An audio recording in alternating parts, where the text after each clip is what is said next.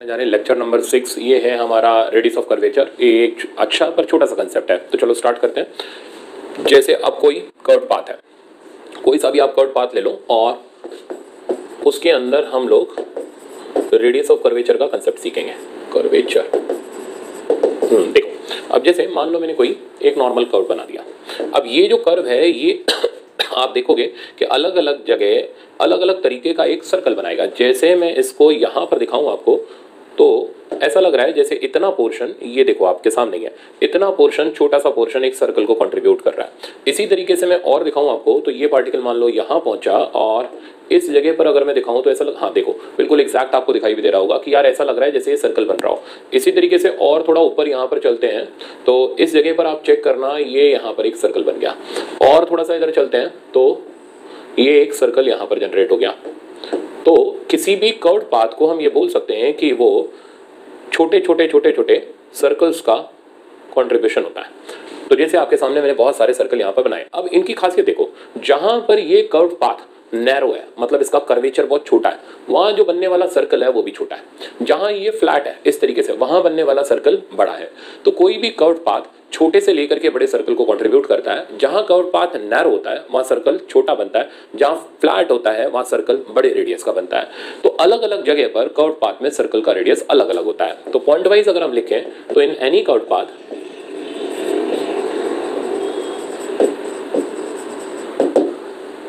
radius of circle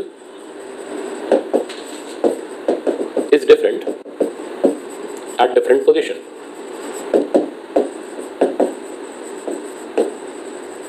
अच्छा, कहां पर सर्कल सबसे बड़ा बनेगा, कहां पर सबसे छोटा बनेगा, वो अगर आप देखो तो जहां कर्व्ड पाथ बहुत ज्यादा नैरो है वहां सर्कल का रेडियस बहुत छोटा होगा। तो point where curved path is narrow,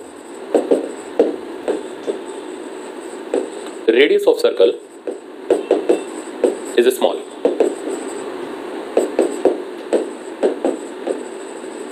ठीक है ना। तो जहां कर्वेचर ज्यादा है, कर्वेचर मतलब जहां कर्व नेचर ज्यादा है वहां पर रेडियस छोटा है। ठीक है ना। तो curvature is inversely proportional to radius. तो कर्वेचर मतलब इसका कर्व्ड नेचर। तो जहां पर सर्कल, जहां पर हमारा जो ये क्या नाम है कर्व्ड पाथ है वो बहुत ज्यादा कर्विंग लिए हुए है, वहां पर सर्कल का रेडियस बहुत ज्यादा छोटा मिलेगा।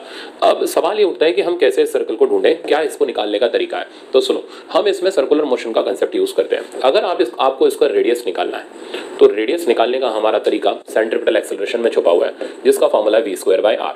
तो अगर हम रेडियस निकालना चाहते हैं तो हमें v²/ac चाहिए होगा, जहां v हो जाएगी टेंजेंशियल वेलोसिटी और ac हो जाएगा सर्कल के सेंटर की तरफ का एक्सेलरेशन। तो अगर आप किसी भी जगह का रेडियस निकालना चाहते हो, लेट अस से दैट आप इस जगह सर्कल का रेडियस निकालना चाहते हो, आप ये r1 निकालना चाहते हो, तो आपको दो काम करने पड़ेंगे। पहला काम, आपको यहाँ की टेंजेंशियल वेलोसिटी निकालनी पड़ेगी, तो this is called tangential velocity. दूसरा काम, आपको सेंट्रीपिटल एक्सेलरेशन निकालना पड़ेगा। जैसे ही आप ये टेंजेंशियल वेलोसिटी और सेंट्रीपिटल एक्सेलरेशन निकालोगे, अब आप ये फॉर्मूला लगा सकते हो। तो r1 का वैल्यू आपके पास आ जाएगा v1²/ac। सिमिलरली अगर आपको इधर रेडियस ऑफ कर्वेचर निकालना है तो आपको फिर से इस जगह की टेंजेंशियल वेलोसिटी निकालनी पड़ेगी और इस जगह का आपको सेंट्रीपिटल एक्सेलरेशन निकालना पड़ेगा, तब आपके पास इधर का रेडियस आएगा। लाइकवाइज यहाँ पर अगर आपको रेडियस चाहिए तो आप टेंजेंशियल वेलोसिटी निकालो, सेंट्रीपिटल एक्सेलरेशन निकालो, देन फिर आप v²/r लगाओ तो आपके पास रेडियस आएगा। तो किसी भी जगह अगर आपको कर्व्ड पाथ में रेडियस निकालना है तो दो बातें ध्यान रखनी है, टेंजेंशियल वेलोसिटी निकालो, सेंट्रीपिटल एक्सेलरेशन निकालो और v²/ac यूज कर लो, रेडियस की वैल्यू आ जाएगी। तो स्टेप ऑफ वर्किंग ये रहेगी, कैलकुलेट v टेंजेंशियल। दूसरी स्टेप ये रहेगी, कैलकुलेट सेंट्रीपिटल एक्सेलरेशन। अब लास्ट स्टेप ये रहेगी, रेडियस के लिए अब हम v टेंजेंशियल का स्क्वायर बाय ac यूज कर लेंगे। इससे हमारे पास सर्कुलर पाथ में रेडियस आ जाएगा। जहां कर्वेचर ज्यादा होगा, कर्व नेचर ज्यादा होगा, वहां पर रेडियस छोटा होगा। ये बात आप हमेशा ध्यान रखना। ओके, नेक्स्ट अब हम इसके कैलकुलेशन की तरफ चलते हैं। अब इसमें प्रॉब्लम कैसे आते हैं, तो मेनली इसका जो प्रॉब्लम दिखाई देता है वो प्रोजेक्टाइल मोशन का दिखाई देता है। तो उन स्टैंडर्ड प्रॉब्लम को मैं यहाँ पर कंप्लीट कर रहा हूँ, आप देखना।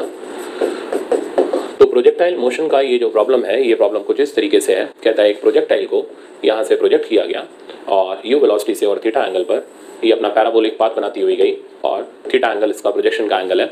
हमें फाइंड आउट करना है radius of curvature at the starting point and at the maximum height. तो find out radius of curvature at point of projection और दूसरा एट मैक्सिमम हाइट।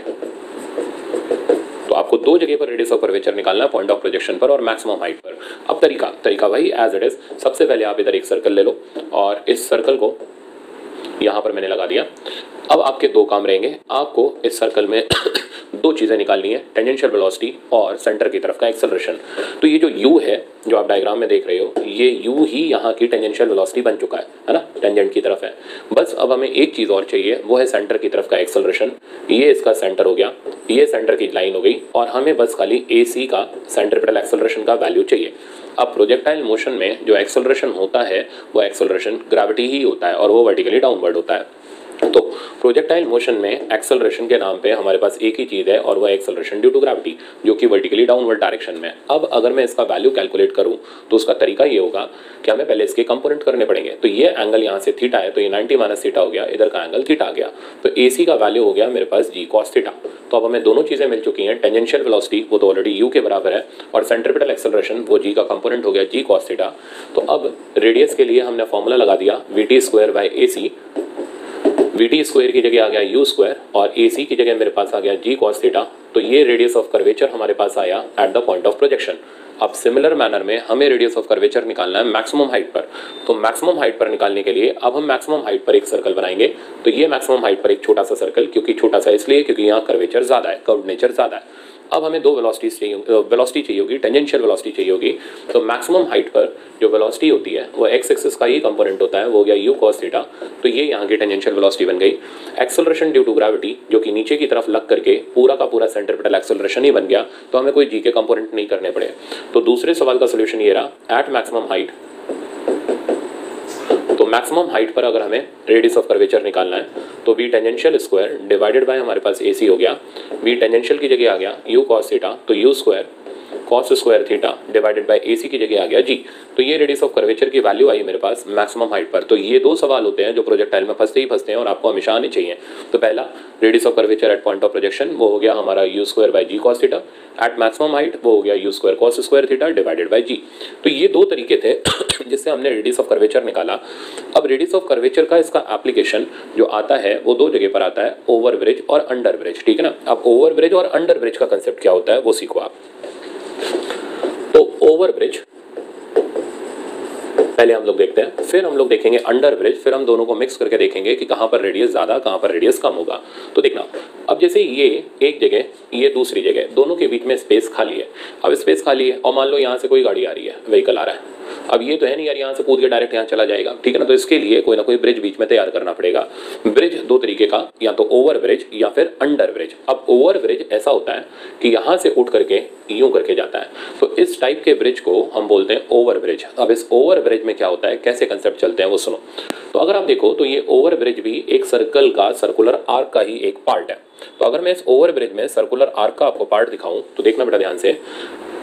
तो इसको और इसको इधर पकड़ करके ज्वाइन किया तो अब आपको एग्जैक्टली दिख रहा होगा कि ओवर ब्रिज और कुछ नहीं, एक तरीके का सर्कुलर आर्क है जो कि ऊपर की तरफ यूं करके निकला हुआ है, ठीक है ना। अब इस जिसका सेंटर यहाँ पर लाई कर रहा है, तो ये इस ओवर ब्रिज का सेंटर है। रेडियस हम अपने घर से r ले लेते हैं। अब हम ये देखना चाहते हैं कि इस ओवर ब्रिज में कहाँ पर फोर्सेस किस तरीके से वैरी करती हैं। तो ये जो ऑब्जेक्ट है या ये जो गाड़ी है ये v की स्पीड से चल रही है। अब मान लो ये गाड़ी v की स्पीड से इस जगह पर ओवर ब्रिज में एंटर करी, ठीक है ना। ये at the point of entrance है। तो जिस जगह पर गाड़ी एंटर करने वाली है वो है ये वाला पॉइंट, ए वाला पॉइंट। फिर ये मैक्सिमम हाइट हो गई ओवर ब्रिज की, और ये सी जहाँ पर वो लीव करने वाली है। तो हम दो तीन जगह पर इसको वेरीफाई करेंगे, एंटर करते वक्त और टॉप मोस्ट पॉइंट पर और लीव करते वक्त। देखिए हमारे पास क्या क्या रिजल्ट आते हैं। तो देखना, अब आपके पास दो चॉइस है, या तो एक्सेस पे बैठ जाओ या डायरेक्ट आप सेंट्रिपेटल के कंसेप्ट से करो। तो क्योंकि हम इसे घूमते हुए देखना चाहते हैं तो बेस्ट है कि एक काम करते हैं, ग्राउंड के फ्रेम से ऑब्जर्व कर लेते हैं। तो अगर मैं फोर्सेस लगाऊं तो इस पे लगने वाली फोर्सेस, इस ऑब्जेक्ट पे लगने वाली फोर्सेस हैं, सरफेस के परपेंडिकुलर आ गया यहाँ पर नॉर्मल रिएक्शन, नीचे की तरफ आ गया हमारे पास mg। तो ये कुल मिलाकर के हमारे पास फोर्सेस आ गई। अब इस ओवर ब्रिज के अंदर जब ये गाड़ी यहाँ से चली है, ठीक है ना, और हम ये देखना चाह रहे हैं कांस्टेंट स्पीड से चलना चाह रही है, तो क्या क्या इसके अंदर डायनामिक्स और लगेंगी। पहला काम, आपको इस mg के कंपोनेंट करने पड़ेंगे। तो मैं अलग से डायग्राम लेकर के mg के कंपोनेंट दिखा रहा हूँ। तो स्टार्टिंग पॉइंट पर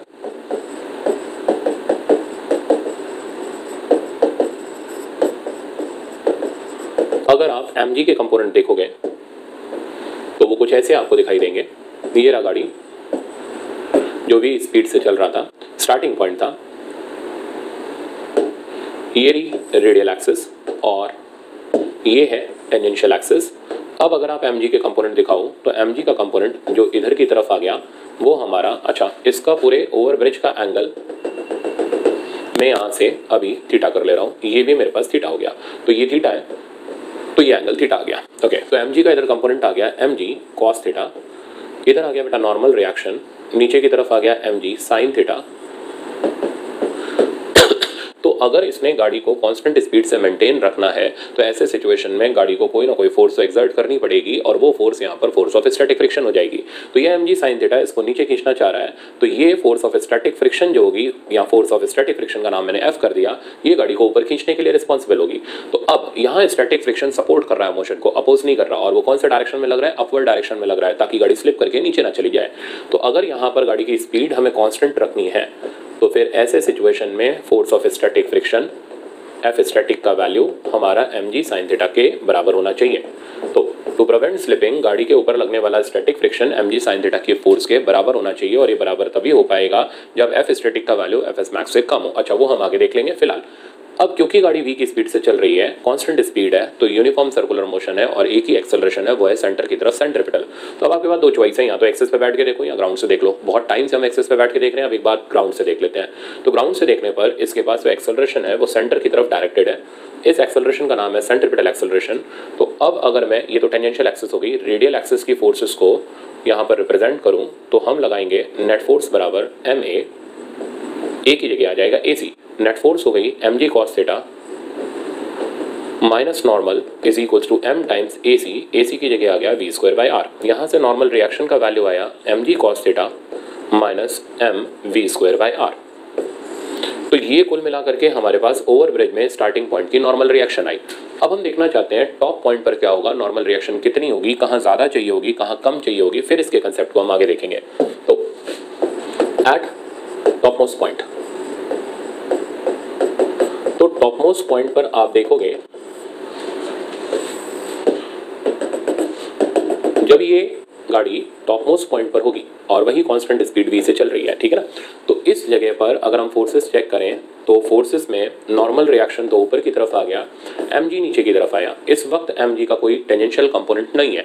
इस बात का मतलब ये है इस गाड़ी के यहाँ पर स्लिप होने के चांसेस है ही नहीं, ठीक है ना, क्योंकि टेंजेंट की तरफ कोई फोर्सेस नहीं लग रही। Since no tangential force at the top, so object has least chance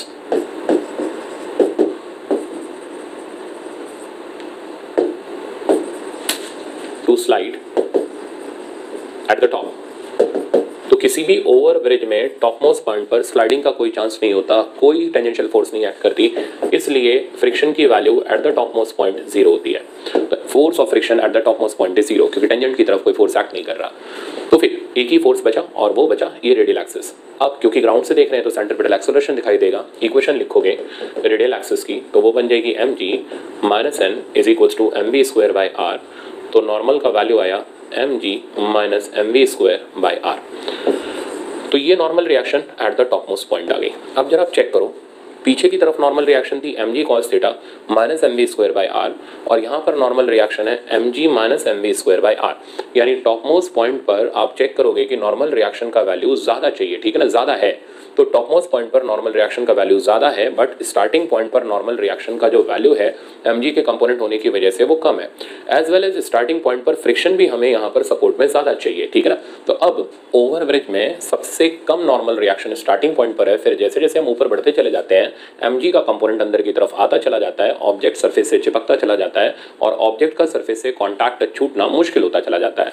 तो अगर आपको लिमिटिंग कंडीशन बनानी है कि गाड़ी ओवरब्रिज पे चल सके तो वो आपको यहाँ बनानी पड़ेगी, ना कि यहाँ बनानी पड़ेगी, क्योंकि यहाँ के लिए बना दी कंडीशन तो वो यहाँ फॉलो नहीं करेगी, पर यहाँ बनाई तो वो हर जगह फॉलो करती रहेगी, क्योंकि कॉन्टैक्ट छूटने का सबसे ज्यादा चांस इस जगह पर है, एट द स्टार्टिंग पॉइंट। तो अगर यहाँ कॉन्टैक्ट नहीं छूटा तो कहीं पर भी कॉन्टैक्ट नहीं छूटेगा। तो ये इंपॉर्टेंट कंसेप्ट होता है हमारे ओवरब्रिज का कि ओवरब्रिज में कॉन्टैक्ट छूटने का मैक्सिमम चांस, चलो मैं नेक्स्ट पेज पे लिखता हूँ उसको, तो इन ओवरब्रिज कॉन्टैक्ट लूज होने का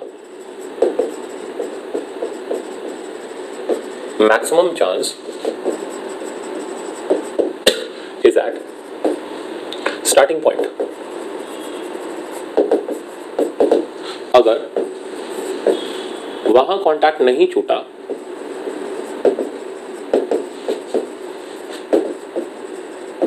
तो कहीं भी कांटेक्ट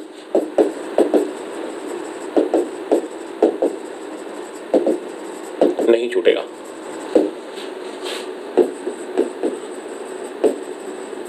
तो अब हम ओवर ब्रिज के ऊपर लिमिटिंग स्पीड निकाल लेते हैं कि भाई कहीं पर भी कांटेक्ट ना छूटे, ठीक है ना। फिर इस बेसिस पे आप ओवर ब्रिज का एंगल निकाल सकते हो। तो कहां बनाओगे लिमिटिंग कंडीशन, फिर से मेरे को बताओ।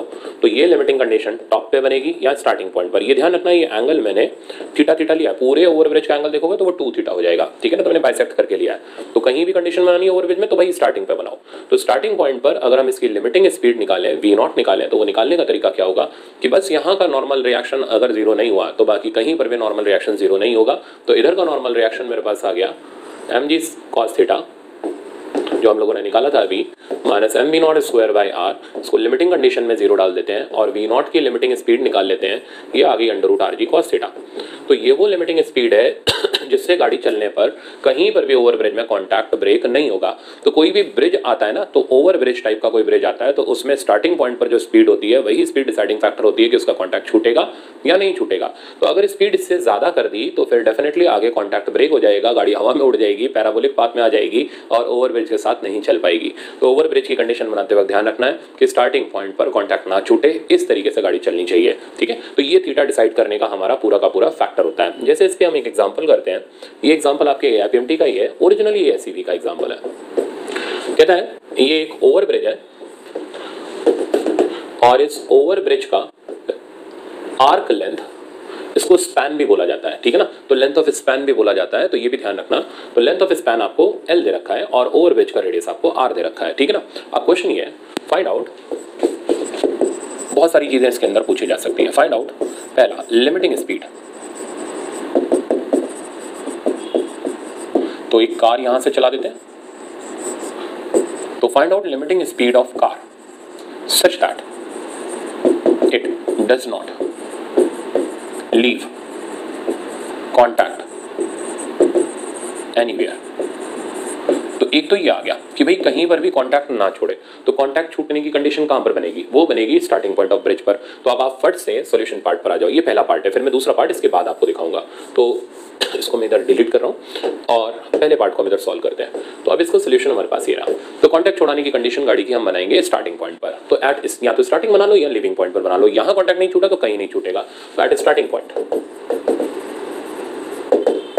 अब नॉर्मल रिएक्शन लिखो, मेरे ख्याल से अब तो याद हो गई होगी। वो आ गया mg cos theta minus M v naught square by R, और इसको हम उठा के जीरो कर देते हैं। वी नॉट की वैल्यू मेरे पास आ गई under root R g cos theta. तो ये वो लिमिटिंग स्पीड है जिससे चलने पर कहीं पर भी कांटेक्ट नहीं छूटेगा। इसमें हम थीटा का वैल्यू लगा देंगे। अब थीटा कैसे डाला जाए, थीटा था कौन सा, ये ध्यान रखना। थीटा जब हम लोगों ने डिराइव किया था तो पूरे स्पैन का एंगल नहीं था, ये वाला एंगल था। तो हमने ओवर ब्रिज को दो पार्ट में डिवाइड करके थीटा थीटा लिया था। अब अगर आप थीटा निकालना चाहते हो तो इसे निकालने का हमारा तरीका आर्क अपॉन रेडियस होगा। तो पूरे स्पैन की लेंथ L है, तो 2 theta is equals to L by R, और यहाँ से थीटा का वैल्यू बेटा अपने पास आ गया L बाई 2R। इसको यहाँ सब्स्टिट्यूट कर देते हैं तो लिमिटिंग स्पीड हमारे पास आ गई under root R ji cos L by 2R। तो ये मेरे पास, अच्छा ये R, capital R small r एक ही है, वो अलग अलग मत समझना, मैं इसको हटा दे रहा हूँ। ओके, तो अब मेरे पास पूरा का पूरा रिजल्ट डिराइव होकर के आ गया कि अगर कहीं कांटेक्ट नहीं छुड़ाना तो फिर हमारे लिए लिमिटिंग स्पीड डिसाइड करने का फैक्टर स्टार्टिंग और एंडिंग पॉइंट है। तो इस स्पीड से चला तो कहीं भी कांटेक्ट नहीं छूटेगा। ओके, इसके बाद इसी का second part, repeat the problem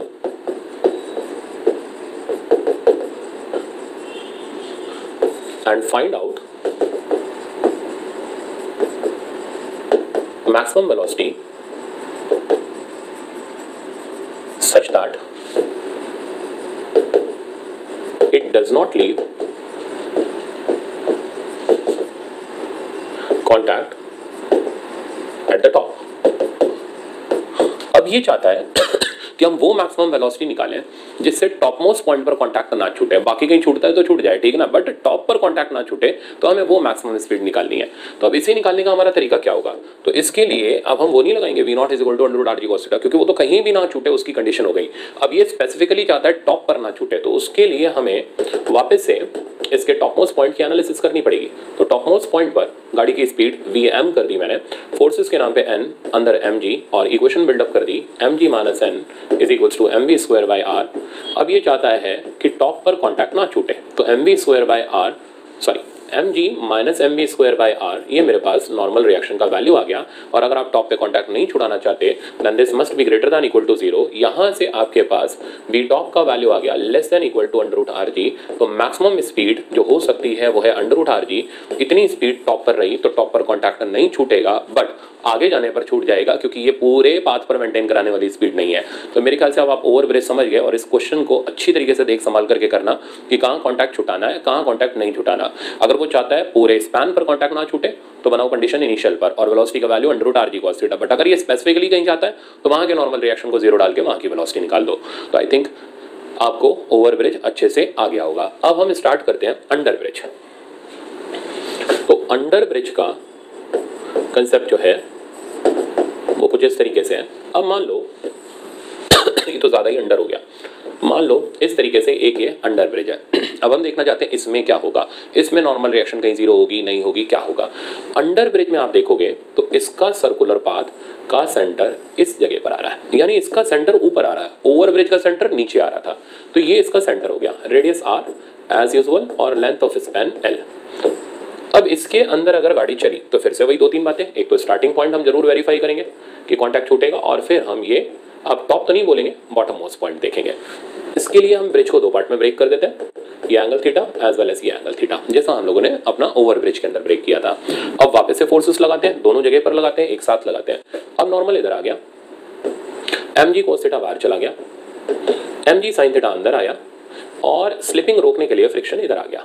तो भाई फ्रिक्शन की वैल्यू तो यहाँ पर एज इट इज वही, तो पहले मैं डाल दूं कहाँ पर मैं ऑब्जर्व कर रहा हूँ। तो हम लोग ऑब्जर्व कर रहे हैं एट द स्टार्टिंग पॉइंट।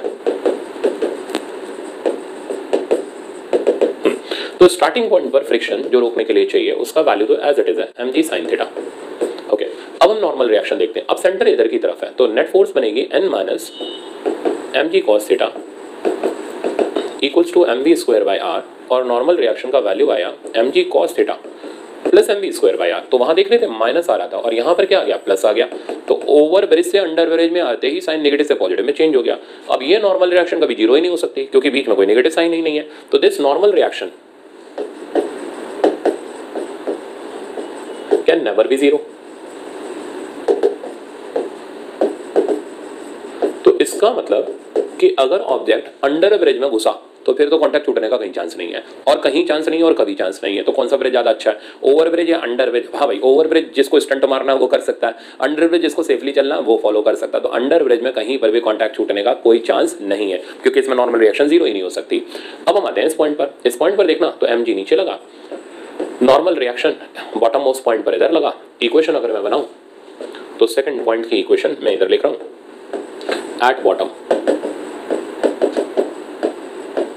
तो इसका फायदा देखा ना, कितनी भी स्पीड से आ जाओ कोई फर्क नहीं पड़ता, बल्कि जितनी स्पीड ज्यादा होगी उतना बढ़िया गाड़ी चिपक के चलेगी, नॉर्मल रिएक्शन उतना ज्यादा होगा। तो अब अंडर ब्रिज ज्यादा सेफ है या ओवर ब्रिज? तो जवाब मिला अंडर ब्रिज, ठीक है, क्योंकि इसमें नॉर्मल रिएक्शन बड़ी बढ़िया सी मिलती है, गाड़ी मस्त चिपक के चलती है। ओवर ब्रिज में आपने जहां स्पीड बढ़ाती गाड़ी फ्लाई ऑफ कर जाएगी, प्रोजेक्टाइल बन जाएगी, ठीक है ना। तो इसलिए वहां उछलने के चांसेस ज्यादा है, यहाँ कोई चांस नहीं है। तो जितनी स्पीड आने दो बढ़िया है। तो एट बॉटम अगर हम इक्वेशन बनाए तो इक्वेशन बनी NB minus mg is equals to mv square by r। और आप देखो यहाँ का नॉर्मल रिएक्शन तो बल्कि मैक्सिमम हो गया क्योंकि mg के कंपोनेंट की जगह पूरा mg आ गया, तो is equals to mg plus mv square by r। तो ये नॉर्मल रिएक्शन की मैक्सिमम वैल्यू आई। तो ओवर ब्रिज और अंडर ब्रिज बिल्कुल उल्टे हैं, वहां पर नॉर्मल रिएक्शन मिनिमम टॉप पर होता है, यहाँ नॉर्मल रिएक्शन मैक्सिमम बॉटम पर होता है, ठीक है ना, बिल्कुल एक्जैक्टली अपोजिट। वहां पर कॉन्टैक्ट छूटने का सबसे ज्यादा चांस कहां पर होता है, स्टार्टिंग पर। यहाँ कॉन्टैक्ट कहीं छूटता ही नहीं, तो इसलिए कोई टेंशन ही नहीं कितनी भी स्पीड से आ जाओ। तो नॉर्मल रिएक्शन का ट्रेंड क्या रहा, यहाँ से यहाँ आने पर नॉर्मल रिएक्शन बढ़ी फिर दोबारा से घटी, पर कहीं पर भी 0 नहीं हुई। उसमें क्या ट्रेंड रहा, उसमें ये ट्रेंड रहा कि अगर आपने speed limiting speed under root R जी कॉस थीटा रखी तो शुरू में नॉर्मल 0 होगा, बट आगे जाने पर नॉर्मल बढ़ता चला जाएगा। बट अगर आपने स्पीड उससे ज्यादा कर दी तो फिर उस सिचुएशन में नॉर्मल आगे जाकर के 0 हो जाएगा और गाड़ी वहां से कॉन्टैक्ट छोड़ देगी। तो सबसे खतरनाक ब्रिज होता है ओवर ब्रिज और सबसे बढ़िया ब्रिज होता है अंडर ब्रिज।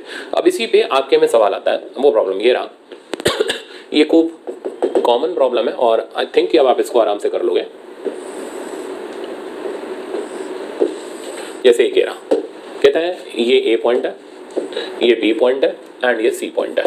कहता है इन तीनों पॉइंट पर नॉर्मल रिएक्शन बता दो। गाड़ी इस तरीके से चल रही है, ए पर, बी पर एंड सी पर, ठीक है ना। इन तीनों जगह पर हमें नॉर्मल रिएक्शन फाइंड आउट करनी है। तो कैलकुलेट नॉर्मल रिएक्शन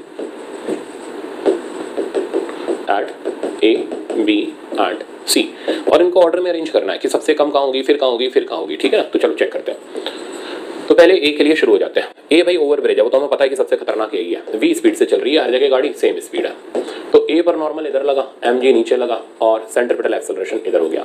इक्वेशन बनाई, एम जी ये हम कर रहे हैं एट ए, तो M G minus N is equals to M V square by R. तो नॉर्मल रिएक्शन ए पॉइंट पर आ गई, M G minus M V square by R. Okay, at B चलता है।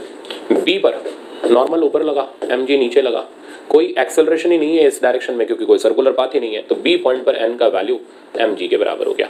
सी पॉइंट पर आते हैं, तो एट सी वाला पॉइंट नॉर्मल इधर लगा, एम जी इधर लगा, अब सेंट्रीपिटल एक्सेलरेशन इधर हो गया क्योंकि सेंटर इधर की तरफ है। तो इक्वेशन बनी N minus M G is equals to M V square by R. तो नॉर्मल रिएक्शन एट सी आ गया M G plus M V square by R. तो अब हमें ये डिफाइन करना है कि कहाँ का नॉर्मल ज़्यादा होगा, कहाँ का कम होगा, फिर सबसे कम कहाँ का होगा। तो आपको दिख ही रहा है। तो मैक्सिमम नॉर्मल रिएक्शन सी पर है, फिर बी पर है और फिर लास्ट में ए पर है। तो ये कंसेप्चुअली बहुत अच्छा सवाल है और ये पूछा जाता है आपको टेस्ट के अंदर। तो मेरे ख्याल से अब ये तो आ गया मज़ेदार। एक और दिखाता हूँ। तो नेक्स्ट एग्जाम्पल ये देखो। अब आपको इस तरीके का एग्जाम्पल दिया गया, ठीक है ना। और इस एग्जाम्पल में यूं करके ये कुछ कर्व अरेंज करे गए, ठीक है ना। तो ये पॉइंट ए पॉइंट है, ये पॉइंट बी पॉइंट है एंड ये पॉइंट सी पॉइंट है। इन तीनों पॉइंट पर आपको नॉर्मल रिएक्शन चेक करनी है और बतानी है कहाँ पर ज़्यादा होगी, कहाँ पर कम होगी। गाड़ी ये रही और स्पीड उसकी वही है वी। यहाँ पर भी गाड़ी ये रही और स्पीड उसकी सेम वी। यहाँ पर भी गाड़ी ये रही, स्पीड इसकी सेम वही वी।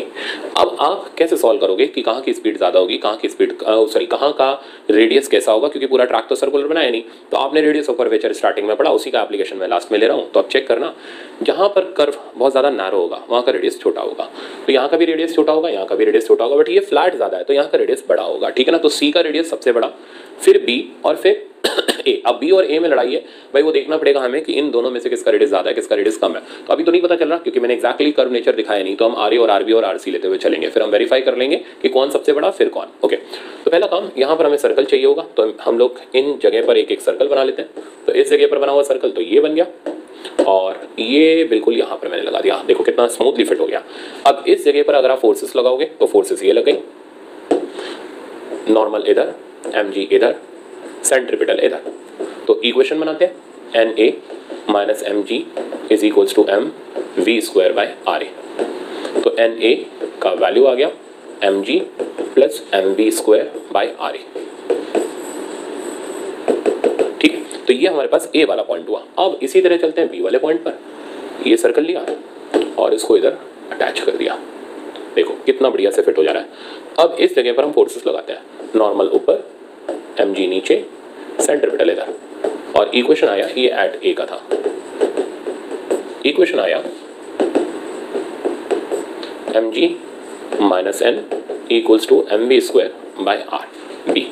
तो नॉर्मल रिएक्शन एट बी वो आ गया M G minus M B square by R B.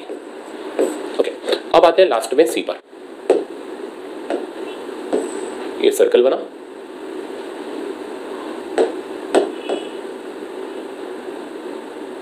Fit हो गया और नॉर्मल इधर आया, नीचे की तरफ एम जी आया, ओके, सेंट्रीपिटल इधर आ गया। तो सी पर इक्वेशन बनाओगे एट सी, तो वो बन गया N minus M G is equals to M V square by R C. तो नॉर्मल रिएक्शन एट सी आ गया M G plus M V square by R C. अब हमें कंपैरिजन करना है। तो देखो भाई, ओवर ब्रिज पे तो वैसे ही सबसे कम होता है सबसे, और वो भी आप चेक भी कर सकते हो या माइनस में आ रहा है। तो अब लड़ाई दो में है, ये दोनों अंडर ब्रिजेस टाइप के हैं, ठीक है ना। इन दोनों में से नॉर्मल रिएक्शन किसी एक जगह की ज्यादा होगी, किसी एक जगह की कम होगी। तो out of A and B, तो पहले ए और बी में लड़ाई कर लेते हैं पूरी। ए और बी में अब ए का रेडियस छोटा है क्योंकि इधर का कर्वेचर ज्यादा है, बी का रेडियस बड़ा है क्योंकि इधर का कर्वेचर कम है। तो R A is less than R B. अब जितना रेडियस छोटा होगा ये फैक्टर उतना ज्यादा होगा, नॉर्मल उतना ज्यादा होगा। तो R A is less than R B, therefore N A is greater than N B. तो सबसे ज्यादा नॉर्मल रिएक्शन हमें ए पर मिल रहा है। तो एन ए फिर हमें बी पर मिल रहा है, और सबसे कम हमें, सॉरी बी क्यों मैंने यहाँ पर ले लिया, ए एंड सी लेना था, तो मैं इसको वापस से कर रहा हूँ, नाम गलत हो गए। तो आउट ऑफ ए एंड सी, तो ए और सी में ए का रेडियस सबसे छोटा, देन सी का सबसे बड़ा। क्यों? क्योंकि इधर का कर्वेचर काफी बड़ा है, ठीक है ना, इधर का रेडियस ऑफ कर्वेचर काफी बड़ा है। तो क्योंकि आर ए छोटा है, तो जितना ए का रेडियस छोटा रहेगा, ये फैक्टर उतना ज्यादा रहेगा, नॉर्मल उतना ज्यादा रहेगा, तो N A is greater than N C. तो मैक्सिमम नॉर्मल रिएक्शन ए पर मिलेगा, फिर सी पर मिलेगा। अब पूरा ऑर्डर अरेंज कर देते हैं, तो N A greater than N C is greater than N B. तो हमेशा ध्यान रखना अब आप इस सवाल को बिना सॉल्व किए डायरेक्ट कर सकते हो। तो हमेशा ध्यान रखना, नॉर्मल रिएक्शन मैक्सिमम कौन से ब्रिजेस में मिलेगा, अंडर ब्रिज में मिलेगा, मिनिमम हमेशा ओवर ब्रिज में मिलेगा। अच्छा, जहां का रेडियस कम होगा वहां पर नॉर्मल मैक्सिमम होगा। अब मैं इसका एक और वर्जन दिखा देता हूं और उसको हम ऐसे ही डायरेक्ट उड़ाने की कोशिश करेंगे बिना सॉल्यूशन के। जैसे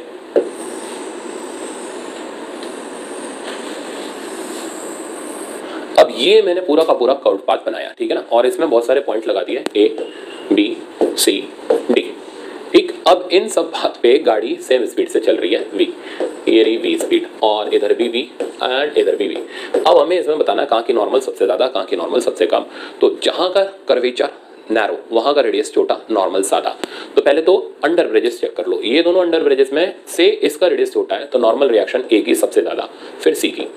अब आते हैं हम ओवर ब्रिज में। ओवर ब्रिज के अंदर भी अब हम चेक करेंगे कि कौन सा रेडियस छोटा, कौन सा रेडियस बड़ा, क्योंकि ओवर ब्रिज की नॉर्मल रिएक्शन का, इस जगह की नॉर्मल रिएक्शन का फॉर्मूला था mg minus M B square by R. अब यहाँ क्या है, यहाँ बिल्कुल उल्टा, अगर रेडियस छोटा तो ये फैक्टर ज्यादा, ये फैक्टर ज्यादा तो सब्ट्रैक्ट हो रहा है, तो नॉर्मल कम होगा। तो ओवर ब्रिजेस में उल्टा चलता है, अंडर ब्रिजेस में सीधा चलता है। तो जहां का रेडियस कम वहां का नॉर्मल अंडर ब्रिज में ज्यादा, बट ओवर ब्रिज में जहां का रेडियस कम वहां का नॉर्मल भी क्या हो जाता है, कम हो जाता है, क्योंकि ये फैक्टर बढ़ जाने से इसमें से सब्ट्रैक्ट ज्यादा क्वांटिटी होने लगती है। तो लिख लो कंसेप्ट। तो अंडर ब्रिज में जहां का रेडियस कम होगा उधर का नॉर्मल ज्यादा होगा, और ओवर ब्रिजेस में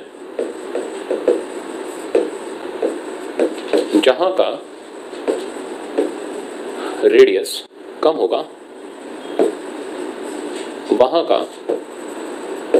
नॉर्मल भी कम होगा। तो अब आई थिंक हमारे पास बहुत अच्छे टूल आ गए हैं इसको अरेंज करने के। तो मैक्सिमम तो भाई अंडर में ही मिलेगी, और उसमें मिलेगी जिसका रेडियस छोटा होगा। तो एन ए तो सबसे ज्यादा, फिर एन सी। अब आते हैं ओवर ब्रिजेस में। ओवर ब्रिजेस में ये दो पॉइंट है, जहां का रेडियस कम वहां की नॉर्मल तो सबसे कम, और जहां का रेडियस ज्यादा वहां की नॉर्मल रिएक्शन तो कम होगी, बट इसके कंपैरिजन में तो ज्यादा होगी। Is greater than N D is greater than N B. तो देखो कितना जबरदस्त कंसेप्चुअल यहाँ पर आपके लिए तैयार हो गया।